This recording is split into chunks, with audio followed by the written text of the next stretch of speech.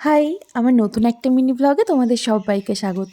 এটা ছিল শিবরাত্রির দিন সকালবেলা আর আমাদের মহোৎসবের ৩য় দিন বা শেষ দিন। এখন বাজে সকাল ৯টা বা ৯:৩০। আমি ফ্রেশ হয়ে নিচে গিয়ে দেখি মায়ের পুজোর জোগাড় অলমোস্ট কমপ্লিট। মা আমাকে বলল একটু গাছ থেকে ধূত্র ফুল এনে দিতে, তাই আমি আনতে গিয়েছিলাম। আর আমাদের বাড়িতে যেহেতু শিব ঠাকুর আছে সে কারণে মা ধূত্র, আকন্দ, নীলকণ্ঠ সব রকম ফুল গাছই লাগিয়ে রেখে দিয়েছে।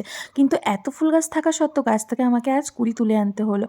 কেননা শিবরাত্রি উপলক্ষে গাছ থেকে অন্যরা সব ফুল তুলে নিয়ে চলে গেছে। এই বিশেষ বিশেষ দিনগুলোতে ফুল পাওয়া খুবই যেন কষ্টকর একটা বিষয়।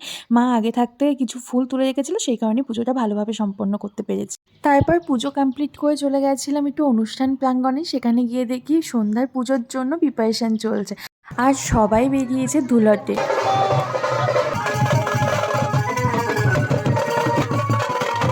আর এই ধুলোতে ছোট ছোট বাচ্চারা সুন্দর করে রাধাকৃষ্ণ সাজে বা কেউ কেউ রাধাকৃষ্ণের ফটো নিয়ে বসে থাকে। আর পাড়ার সকলেকে জল মিষ্টি খাইয়ে দিয়ে যায়, অনেক প্রসাদও দিয়ে যায়।